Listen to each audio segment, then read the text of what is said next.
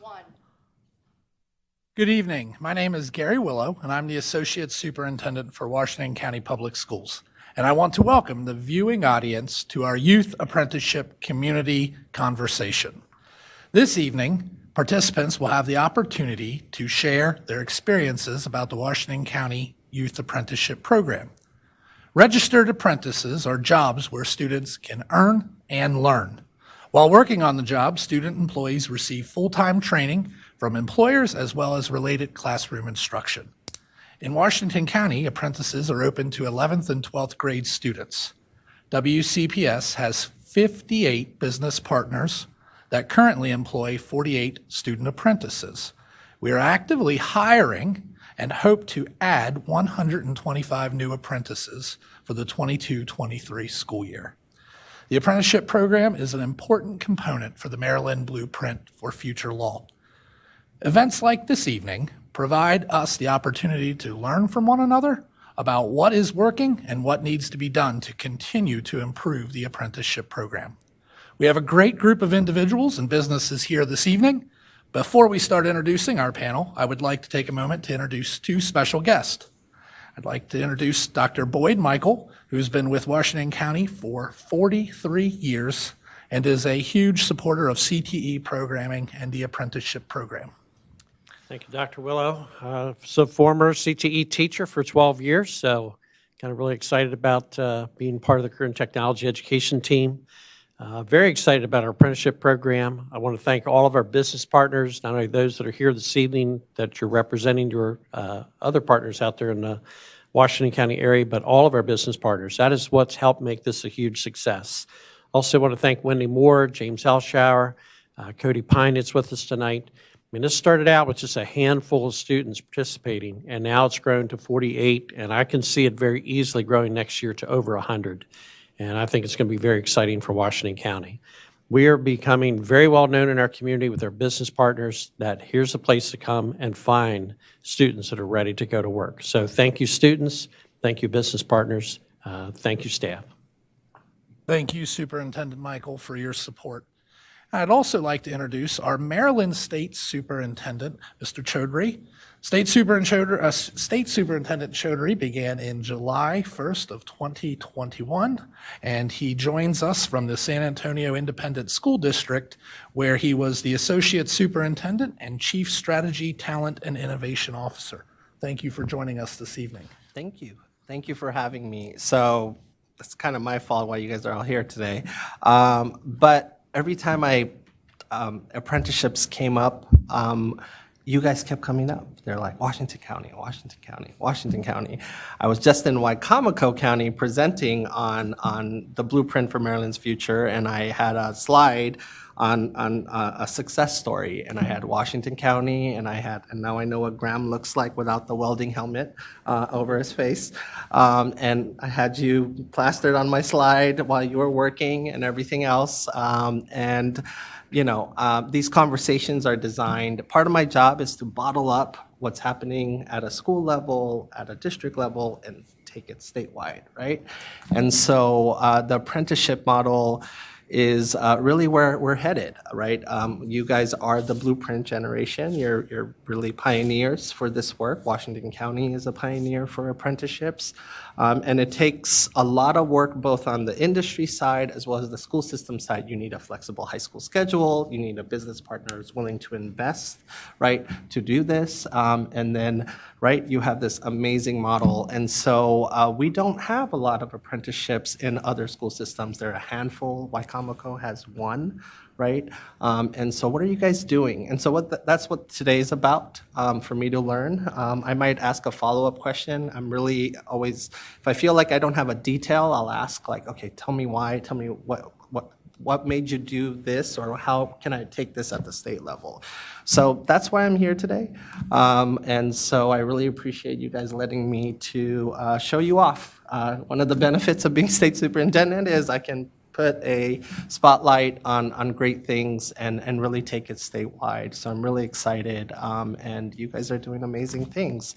We have a student board member as well representing one of my bosses, right?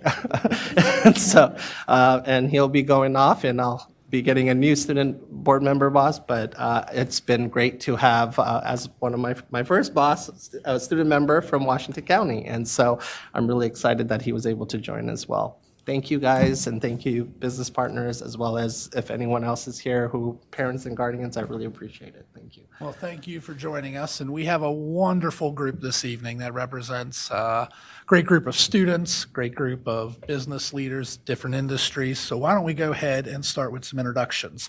And Graham, why don't we start with you? My name is Graham Brusler. I am a welding apprentice at JLG Industries, and I am a junior at Clear Spring High School. Ann? All right, good afternoon or good evening. My name is Ann McMillan. I'm part of JLG Industries as an HR manager. We have locations both in Pennsylvania and in Maryland. Thank you, Ann. Tyler? I'm Tyler Harn. I'm a fabrication machinist at JLG, and I go to Washington County Technical High School. Kevin? Good evening. My name is Kevin Bokum. I'm a senior at North Hagerstown High School. I've seen some of this work get laid out in the past throughout my term on the school board here. So very excited to listen to what everyone has to say and get to see what's behind these really interesting apprenticeships and jobs that are created here. Jay? Yes, Jay Wolf with DVF Corporation. We're a contract engineering and manufacturing firm. Malik? My name is Malik Simpson, and I am a machinist apprentice for DVF Corporation. I also go to Washington County Technical High School. Dieter? My name is Dieter Blöse. I'm the owner of Naschmangelstube. We have a restaurant. And here's my apprentice. Carly? My name is Carly Menser, and I am a line cook at the Stube, and I am a junior at Washington County Technical High School. Laura? Good evening. My name is Laura White. I'm the Director of Staff Development at Farney-Katy Senior Living Community in Boonesboro, Maryland. Madeline?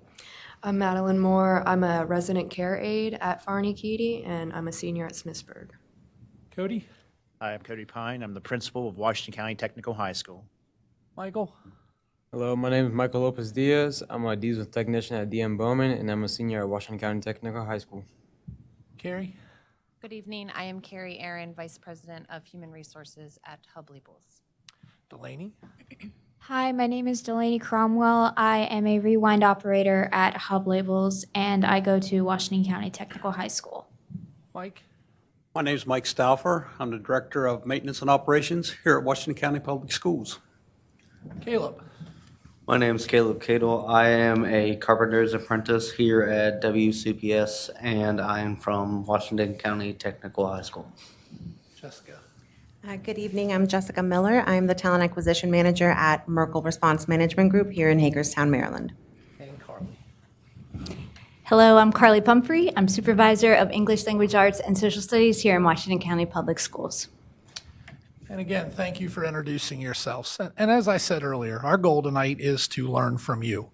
While the state superintendent wants to take this and learn from across the state, we at WCPS want to know the different ways that we can improve the apprenticeship program. Let us know what's working.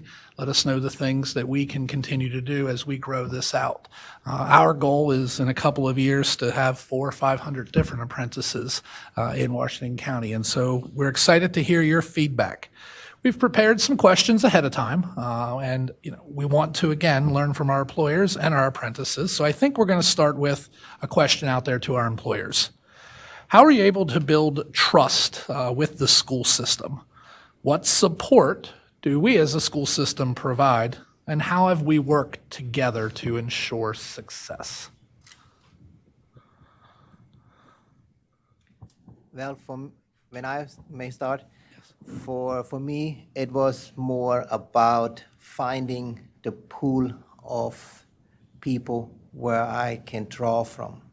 It was not so much that I needed a trust, because I do trust in our school system. And I do know, because I'm from Germany, and we have a little bit of different system than in America here. I went through apprenticeship I had 3 years, and works a little bit different, but 3 years, and then you start your job. So for me, in this time, what we are right now, with really struggling with workforce, I needed to find a way how do I can get my hands on workforce. And my thought came back, well, what can I do different and what worked in the past for me? And well, as I said, I went through an apprenticeship program. And so my thought was forming, okay, well, I would like to see that I can get students to, in an early age, to find interest. Because when you start out your work, you have probably different ideas what it's really about. Because I know it from myself, I had totally different ideas what it will be. But as I learned and grew in this industry, I enjoyed it. So that was my goal behind it, to find something. And then I went to a tourism roundtable where I met Wendy Moore, and I laid it out. That's what I'm looking for, and how we can achieve that. So, and then she said, I'm right here, we can talk, and that's how it started for us to get this program started. We just started. That's my first apprentice what I have. I have 3 more, but that's all in the first class, and we are learning what works and what doesn't work. But I feel like it is more for the future, not for the immediate. It helps because it's workforce. They get some work done. That is important. But it is more about the future, that you have people who have knowledge about things. But it is very difficult to get something done if you don't know how. And that's why we need to start. We need to invest the time to learn, to teach them. That's what we know that they can do it. Because eventually, well, I'm getting too old. I don't want to do it anymore. So I need to have somebody else who does it. So and that was my goal behind it. Okay, we need to find a source, and also we are an ethnic restaurant, and it is very difficult to get somebody to come to you because, well, again, I'm always going for myself. And I said, well, in Germany over there, it would not cross my mind to go into an Italian restaurant to learn cooking. I would have gone German, of course. So, and that's a challenge what we had, or what we have, and that's what I'm trying to overcome. And say, well, I need to have a partner where I can find people who are willing and are interested in this trade already. And that was Tech High was a good place to start, and worked out perfectly. Thank you, Dieter. Really quickly, how did you learn about the apprenticeship program again? How did you know hey, I'm going to hire? Did they come to you, the school system, or you found? No, actually, the first time I came across was on the round table, on the tourism round table. There was, I forgot her name, also from the state. She was there, and she was talking about apprenticeship program. And that's where I kind of got started. Okay, well, it's thinking in this direction a little bit more. And then I was trying to figure out what can we do here. And I was my first way was thinking about the college, because the college started as also a program, hotel, so hospitality program. That's what it's called. And so that was my first thought to go there. But again, and then in this round table, in another meeting, I was expressing it a little bit more and see what I can get back. And that's where I met then with Wendy, and that's how we got in touch about that. Thank you. Laura, did you want to add something? I did. Looking at the questions that were presented to us, this was one thing that I felt very passionate about when you asked about trust. I will say that one thing that makes this program so successful is because of the dedication and the commitment that the program has. Wendy would follow up frequently. I would get not constant, but I would get quarterly evals to follow up. How are they doing? Are you seeing growth? Are you seeing success? I know Wendy came on a Sunday morning at 6 a.m. to follow up with one of my night shift patient care assistants because she was that invested. So I will say that's one thing. We were approached with this. We we were approached as one of, and I'm proud to say for my facility, one of the first healthcare organizations. How can we get the youth involved in such not only a workforce staffing crisis, but at this point for healthcare and COVID?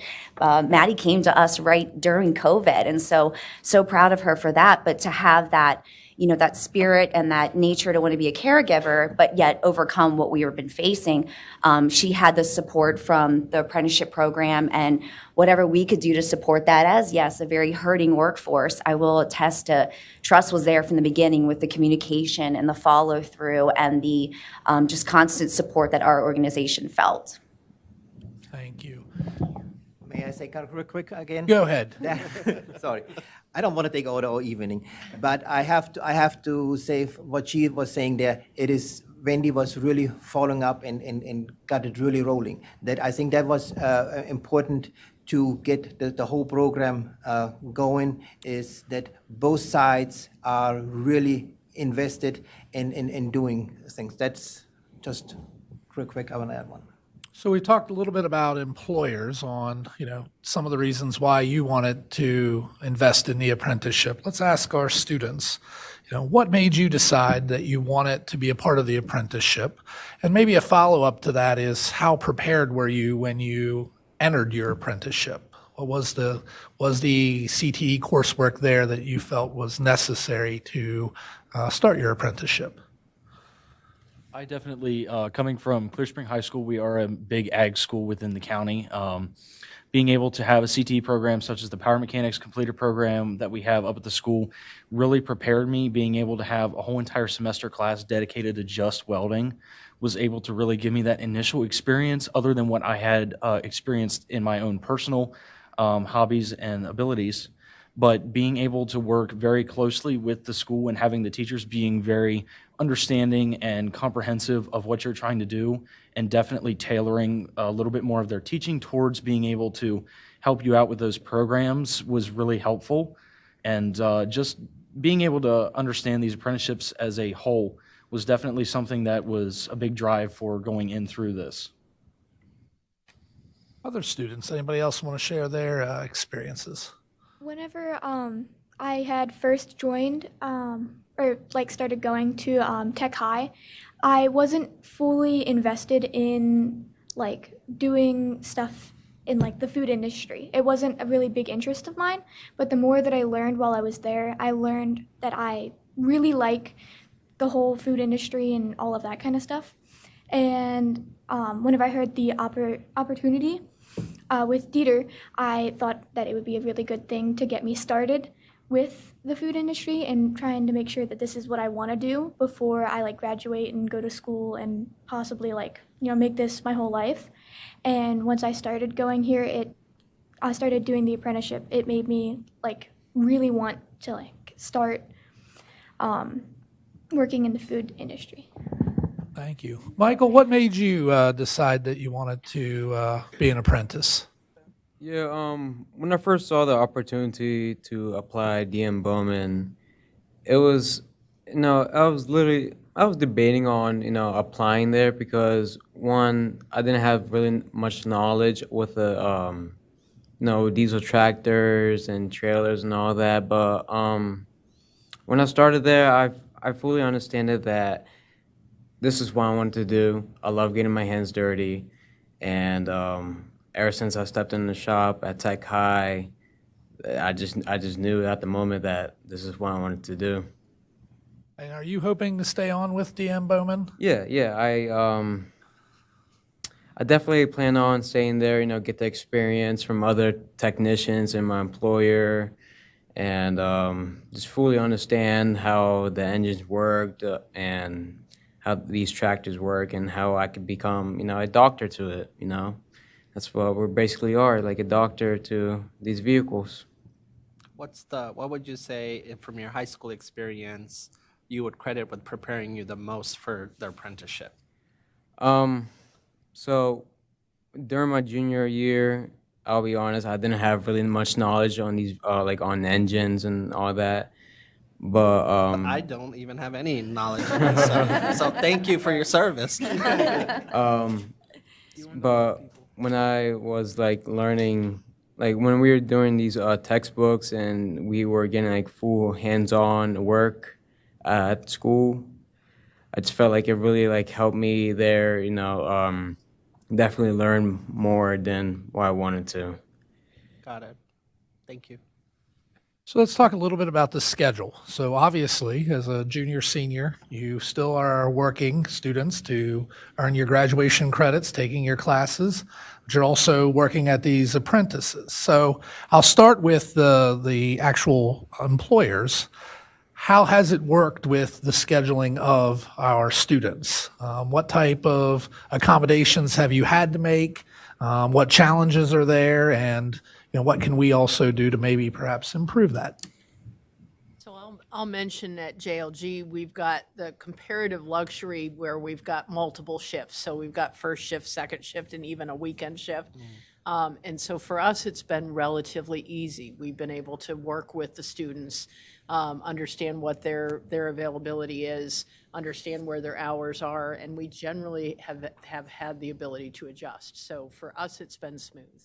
Is there an investment you've had to make on the individual or individuals who host the apprentice and who's the master basically teaching the apprentice? So in that case, I think one of the keys for us is to make sure that we have them connected to a trainer who not only has the skills, but has the ability to kind of impart the skills and let them kind of try new things, give them tools and techniques and approaches to things. So that for us, I think, is the key to make sure that we have the right trainers and at the right place and the right time. Got it. And Jay, how has it worked with the schedule with you? Has that worked out well? Yeah, reasonably well. Obviously, we'd love to have more time with them, right? But we've accommodated on both students from the Tech High and from the Power Mechanics program, and that that allows some extra hours for some of the students depending on what their course load is. But I'd say we certainly would welcome the opportunity for more hours. Cody, at Tech High, how are we scheduling apprentices? What advantages do we have within that schedule that allow for apprentices to be out in the community? Well, it's sort of multifaceted because in any career technology education program, we always want students to have a work-based learning experience, and apprenticeship fits that bill. And with students, if students are fully invested in the apprenticeship program and complete their hours, that's an actual completer for them as well. So we try to look to schedule students as they work through their programs, that the culmination of experience can be an apprenticeship program experience, so that they can, we prepare them, we get them the basic knowledge and understanding, as Michael said, and then they progress forward with that work-based learning mentor that the employers provide that work instruction and mentorship in the job. So we try to accommodate students' schedules as best we can as far as graduation requirements and things like that. You're running a selective schedule that allows for seniors to be out almost a full day? Yeah, and I think, Caleb, you're out on work co-op. Is it every other day that you? Half day every day. See, Caleb's out half day every day, so it just depends on the tech area and the schedule that they have. And for the students, I guess my question would be is how has that worked for you with balancing your schoolwork along with the expectations of your employer? Well, for me, I try to do all my work at school, but if I'm not able to do that, you're able to make your own schedule, work it out with them, give them the hours that you're available. So if let's say you need a Wednesday off, you're able to take a day off to do schoolwork that you weren't able to finish in class, or a project.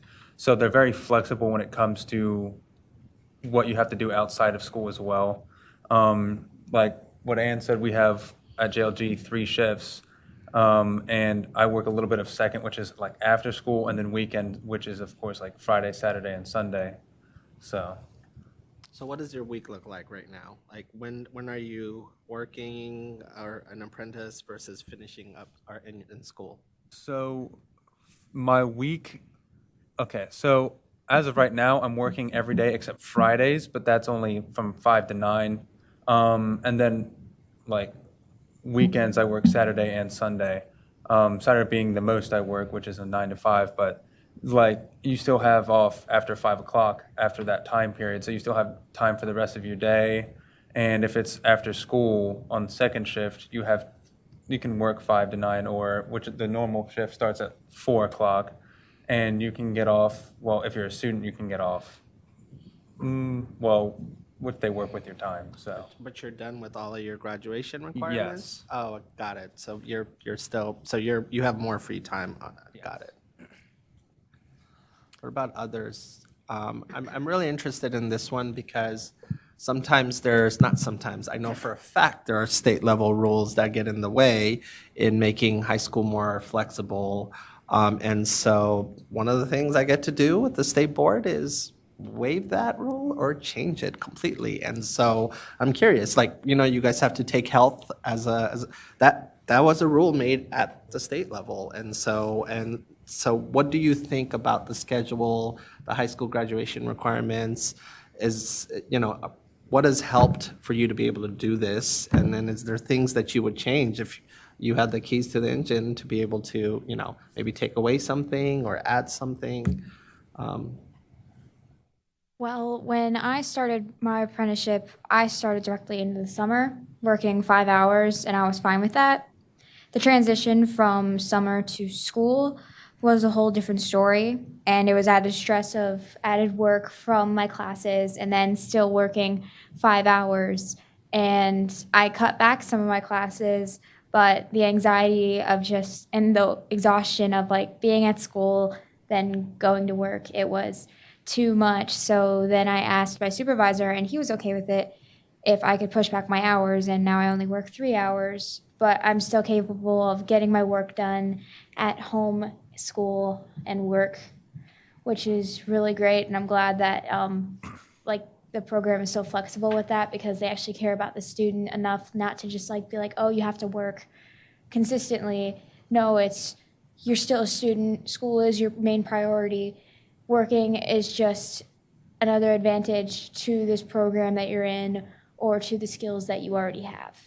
Got it. So do you think all the graduation requirements are just right, or would you change anything?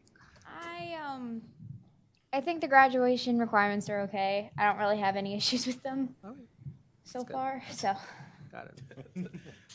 I know for me at least, working the hours were really flexible. So part-time, I only needed, the base requirement was to work every other weekend.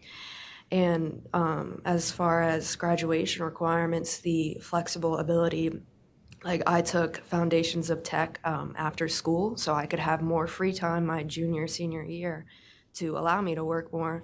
So I only needed to work every other weekend, but because I was able to front load my work, I could pick up shifts as needed, and it worked. I was able to balance everything really well, actually, and they were understanding. They knew I was a student. They knew not to ask me to work on weekdays or during the mornings. So I'm hearing flexibility from the employer is very, very important. But you also took a class after school. What's that like? Is it the same kind of length, or is it modified? How does that work? Yeah, so it was a little longer because it was weekly classes, but then because I got that out of the way, I was able to take classes at HCC this year. And yeah, so it was flexible because it was only either once a week. I could do the rest of the work as I had time to. So Madeline, you currently have classes at Smithsburg, Hagerstown Community College. So you're taking some college credit opportunities and you're working, correct? Yep. Wonderful.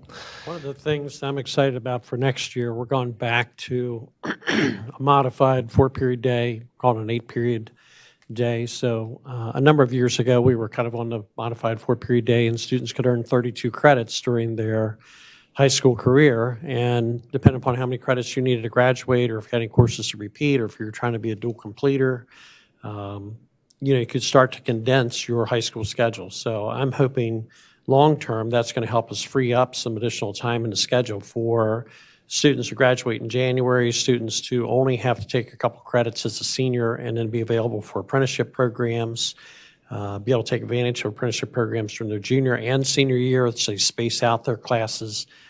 with the 32 options, depending upon what their schedule is. So I'm excited about that, and I think that's going to create more flexibility on WCPS's part. And again, right now with the labor market, we really appreciate the cooperation we have from the workforce, our business partners. And I think it's tremendous, and I hope you're getting a great benefit out of these young people. They always make us so proud. So, Yeah, I think one of the things that I've been thinking about at the state level is, we're so stuck on like time. You got to spend a year of algebra versus you got to know algebra, and that could be semesterized, that could be at your own pace, right? But we're so like they have to spend 2 semesters, in order to learn everything, and that's not true. We know that's not true. It's just we're so tied to it, right? When I took college classes, I was a community college student who transferred. I had classes that met once a week. It was in the evening, and then I had classes that met 3 times a week. Why don't we do that in high school? And so I think that's very important, and so to bring more flexibility to you guys, and so that's something I've been thinking about. I'm seeing a lot of head nods, so I think that's probably a good direction. But yes, anything else on high school graduation requirements?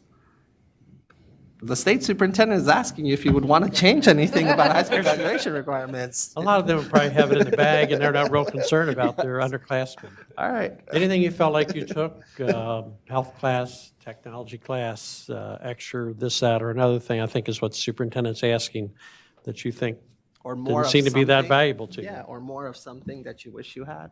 I think being able to go through the Paramec completer at Clear Spring really helped to prepare me for my apprenticeship, but not only on the side of just my apprenticeship, being able to take different classes that really prepared me with life skills. Like, I think the biggest example for me was probably financial literacy. My mom is a banker, so I'm pretty used to it, but being able to have a real-world understanding of those classes was something that helped me to understand how to balance my finances once I got to a job, and to understand how everything in the real world works. Just being able to take those classes that may not be as required in terms of needing further education, but just preparing for real world experiences are crucial for. Financial literacy as an elective, or? I still have not been able to take the financial literacy class. Okay. I'm really looking forward to being able to take it next year. Okay. But it is an extra class that will count as a credit for an elective. But I feel as though it's really important for students across Washington County and across the nation to be able to take that class and have an understanding for real world experiences. There's been several bills in Annapolis where people think financial literacy should be required. The debate is how. Like, is it one class that they take towards graduation, then you got to take away something or add something, or is it spread out throughout your K-12 experience and you learn a little bit in 3rd grade, maybe middle school, and then high school? So, but it didn't pass. But that is something. There were several competing bills to bring financial literacy to the K-12 experience. So. I think to piggyback off of Graham's answer, as an employer, I see a lot of individuals that come in that don't know how to fill out forms, they don't know how to do direct deposit, they don't know real life skills. So I think maybe including that somehow in their curriculum would be very helpful for their transition into the real world. That makes sense. Thank you. So as we're talking about continuing education, I know that several of our businesses here have invested in our apprentices, allowing them the opportunity to earn certifications or additional training, which we are very grateful for and appreciative of. But is there anybody that would like to share some of the things that they're doing?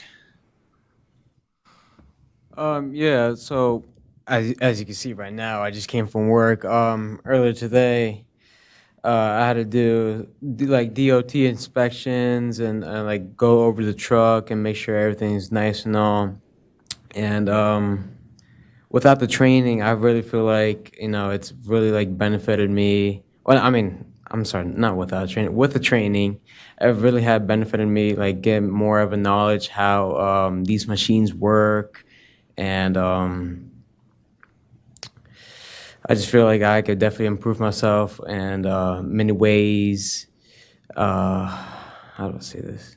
I'm sorry, I'm just lost right now. Oh, that's okay. That's That's sense. perfect. It makes sense. You're making total sense. So the question is, do you feel like your employer is investing in you and your training? Yeah. Yeah, definitely. we all have mistakes and all, and I've definitely made mistakes at my job, but that's the only way we can learn from. And if I get the word from my employer or any other mechanic and or give me like any advice, I would definitely appreciate that because you know, if you learn from mistakes, you definitely can maintain that knowledge and benefit it and make it better the next time you're doing that job. And I just feel like it's just the best way to like learn. That's great. Thank you, Michael. And I think, I was gonna say, I agree with that. In my tech area, I did a lot of like theory things. Like I sat, at a computer and went through certain courses telling me about like certain machines, certain programming, things of that nature. And that, was like pretty heavy on that. But going into my apprenticeship and doing my job, it, gave me a lot more room to like really work with the things that I was learning the theory on. Like, for example, like how to run, Fanuc mills or like certain things like that. I would understand like what certain buttons would do, but like not how to use them, if that makes sense. Like when I got there and was able to have like a machine in front of me and a part that needed to be made, getting to put that knowledge that I learned in class to use with my hands and really like solidify, like tack it down in my brain was like really important, because when you do a lot of that stuff, a lot of people, like, it tends to eventually leave you if you don't get to like actually apply it, like especially over like summers or things of that nature. You come back to school and you sometimes barely know what you're doing anymore. Not really, but things of that nature really help to like solidify the things that you learn in class when you get to actually use them at a job or an apprenticeship. and that brings up something important. How many of you, show of hands, have worked over the past summer or are planning to work this summer? So I believe almost all of you have taken advantage of the summer schedule, and that's a great opportunity to get your foot in the door or continue your training. So to the employers, I guess my question would be, how has your company benefited from having an apprentice? And students, the follow-up to that is going to be, how have you benefited from having an apprenticeship, and how does that impact your future goals? So let's start with the employers first. Well, I'd like to start, since we're the school district, we should have an apprentice, right? So we have one. We agree. This is our first one in maintenance. Caleb's doing a really good job. He's just letting everybody see how well our students can do in actual situations. Like Caleb's got experience now. He can fix the panic bar at any time on that door so we can get out. So he's learning a lot. He's taking what he's learned in school and applying that to the job here. And everybody else around him is willing to help. When we first decided to have an apprentice, not everybody was on board. But now everybody wants to work with Caleb. So it's working out well. And Caleb, you were telling me some of the experiences when we were eating prior to the start here. What's some of the favorite things that you've enjoyed doing?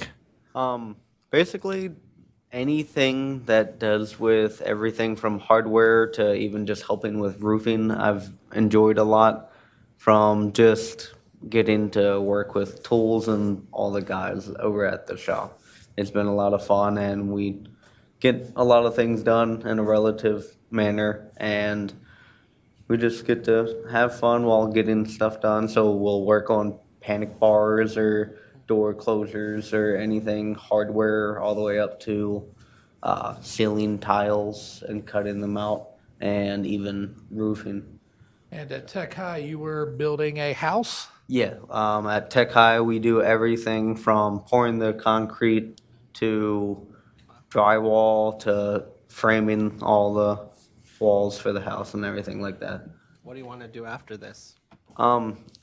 During the summer, I actually applied to continue to work here and work on the schools, because since there's no children in the schools or anything, we'll be doing the major projects, everything from It's easier without kids in the way, right? Yeah. Now you know. No longer one of the kids.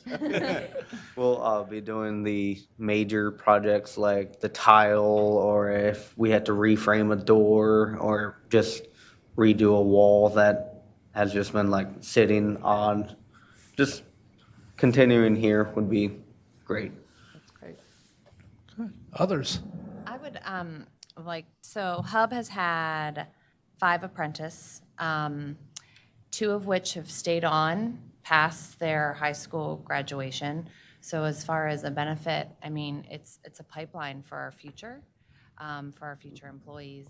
And these minds are a lot of great energy. And so that's a fun perspective to the environment at Hub. And it's also selfishly very rewarding. We've got 2 this year, one who just told us today he's going to Virginia Tech and got accepted. And Delaney is also attending RIT. I knew I was going to get it wrong. But, that's also very rewarding, because I feel like, for them to be able to put on a college application that they managed all of the school plus an apprenticeship, really sets them above. So pipeline definitely is an incentive. Is there an added cost to your company to host an apprenticeship? Is there any incentives that would allow you to take on more? Like, what's beyond the, it feels good to, cultivate talent. Is there anything else? When I was with businesses, in Wicomico, some of it was like, well, it's a lot of work, and for some, they think it costs more on the front end, even though it, costs less on the back end. So I'm curious about when companies take on, and this is for all the employers here in the room. Yeah, I would say from my perspective, I think employers really need to take a hard look at that approach. Because for the 5 apprentices that we have had, regardless of whether or not they stay on, they become your voice. So in a market where it's very hard to find employees, the best way to get future employees is employee referrals. So I think you can't put a number on that. Got it. I also think Washington County, and I was going to say this for the very first question that was asked, as a community, we do a lot to support each other, not only the businesses for the education, but, there's other resources that have made this, through other grants that we had available to us to help initially with those costs. Got it. So I think we're very fortunate in Washington County to have the relationships that we have with our education system and as a business community. Got it. I too personally think that there's not necessarily a number to put on there what the cost is. Because I do feel what she said is for the future, and you have to spend time. Time is very hard to judge an amount on, but you need to get time and make time to show them that you get the benefit later on. That is just something what you need to be willing to do in the beginning, that you said, okay, I need to spend time. It will take me a little bit longer to do things because I need to show them how it's done. However, eventually it will flip-flop, and then you will have the benefits from it later on, where you can say, well, okay, I can leave, and they will do it for myself. So that is something what you have to see, in my opinion, that you have to spend more time in the beginning, but later on you will benefit from it. And I think if you are seeing it not just only for your establishment or for your company, it's more for everybody to benefit, because the more knowledge you have, it helps. That's why we have all this education, and the more knowledge you have, and anybody has, its full benefits comes back eventually. I mean, what goes around comes around, and it is just something what is really, I feel like as a community will help each other if we take the time and do things that way. Are you going to pursue culinary arts after high school, or? Ever since starting with the apprenticeship, it really changed my whole mind on what I wanted to do after school. Because whenever I came into Tech High, I was thinking about being a dietary like therapist type of person to help people who may have eating disorders or have trouble losing weight.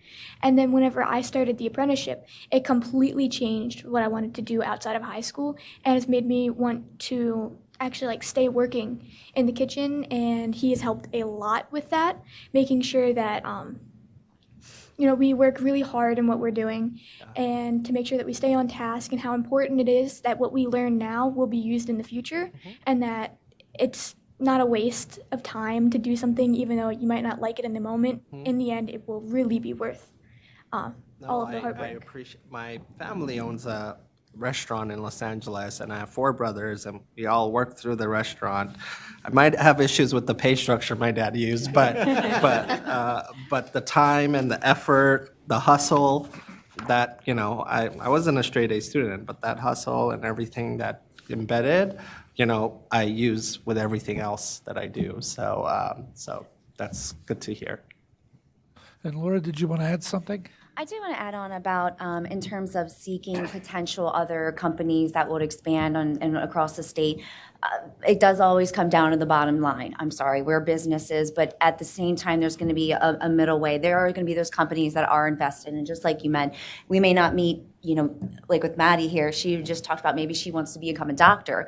Well, that's going to be great. But her right now being a patient care aide, one day maybe she might come back and be taking care of our residents one day as a physician. So I think you have to find those companies that are invested. But I do believe finances are a big thing, and that was one thing when they approached our organization. They offered the Western Maryland Consortium that was going to offer to pay up to 50% of their wages up to a certain amount. There was, I believe, a Potomac Edison grant that we used. So I think that is one thing if you're trying to allure businesses, that might be something, unfortunately, where you do have to talk dollars and cents and utilize resources that you do have the community. And if not, maybe that is something you can advocate to legislatures. Like, we need money for workforce development, and why not tap into this resource of these young, energetic minds? So No, I appreciate you keeping it real about that, because that's Sorry. true. That's true. The Department of Labor, Maryland Department of Labor did go after a grant to provide reimbursement, but it's a one-time thing that's exhausting. But if we're going to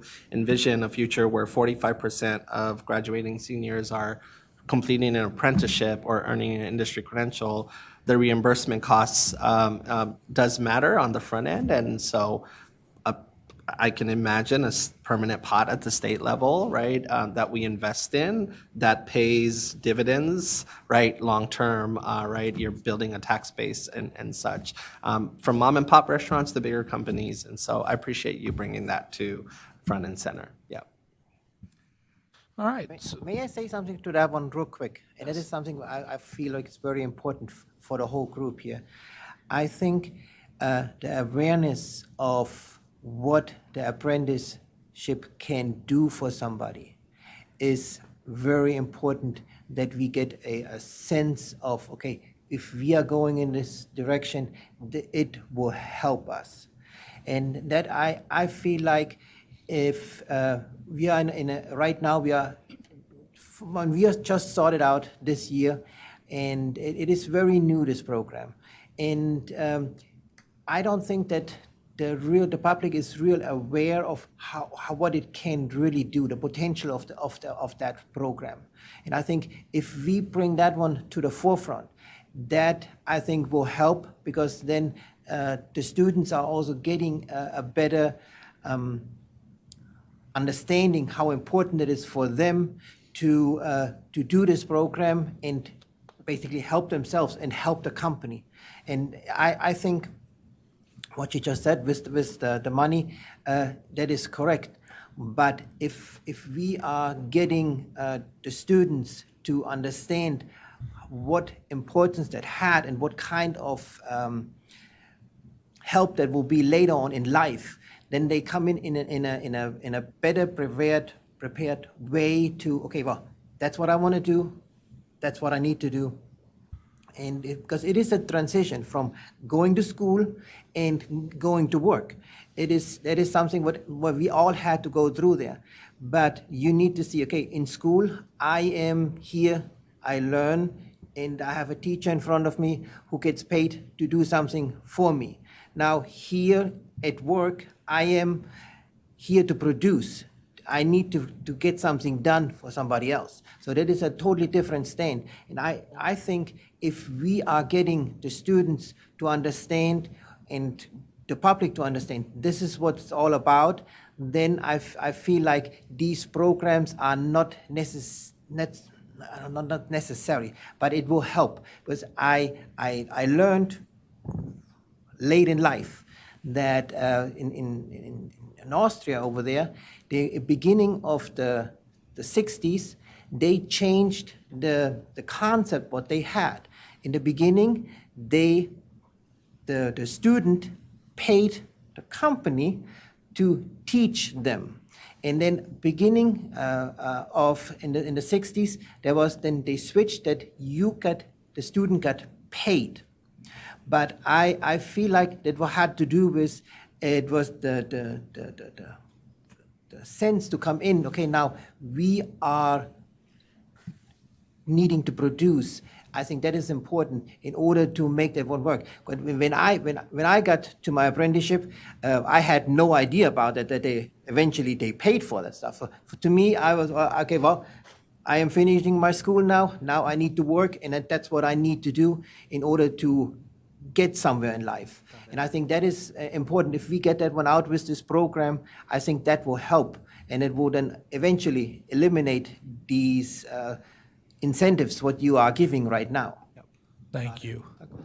All right, we're going to turn over here to Jessica. Jessica, I understand that you and your company are looking at a cohort of apprentices.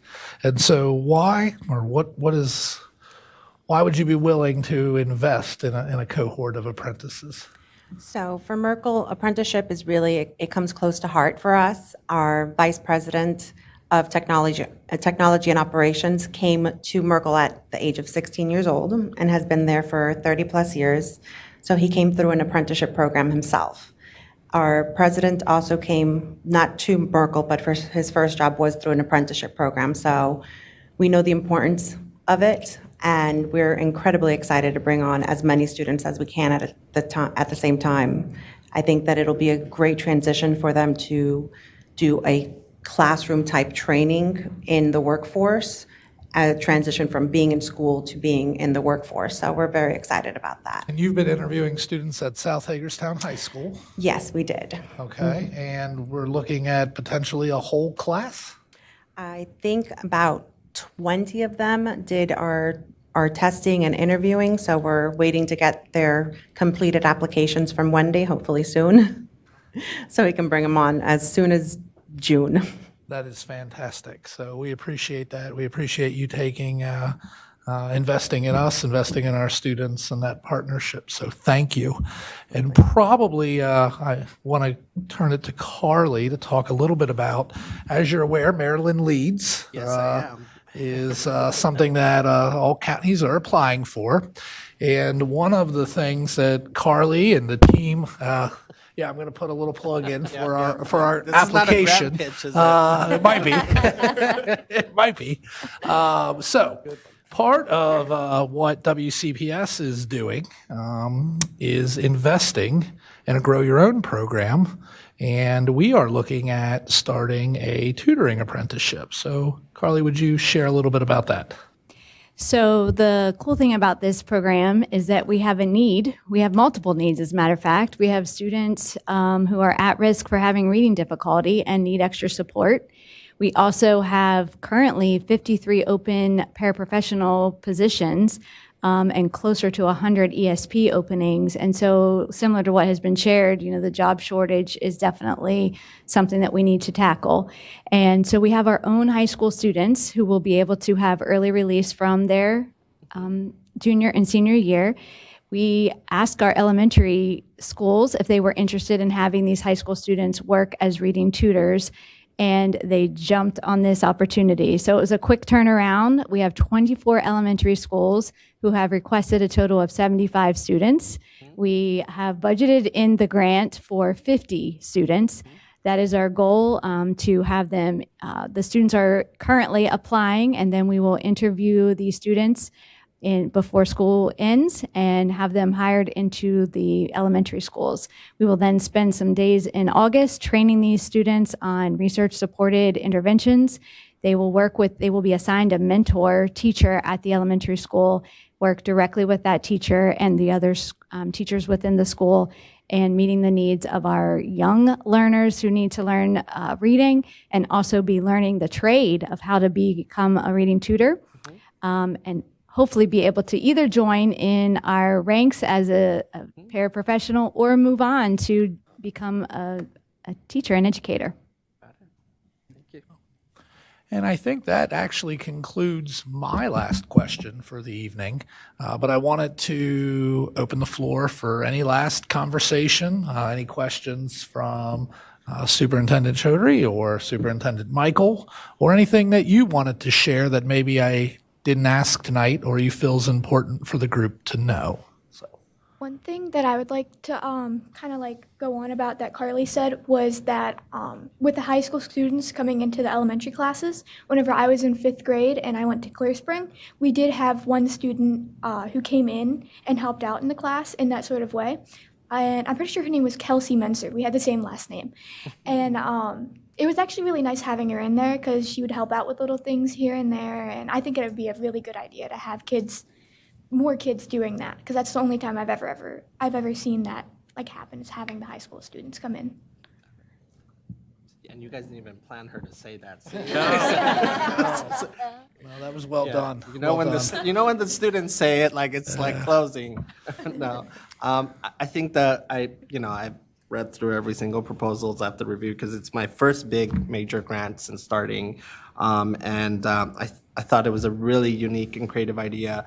The push that I had was like, okay, you have them as tutors, but then what's next? And so I wanted to see that because, your TAs can become your teachers, right? And having that pipeline is very important because frankly, I do want more of you guys to want to be teachers. We're losing, especially past COVID, less and less, and people are less interested in becoming teachers for a wide variety of reasons and competing with industry. So having that start early and cultivating, I thought that was awesome. And tackle literacy, which is near and dear to me.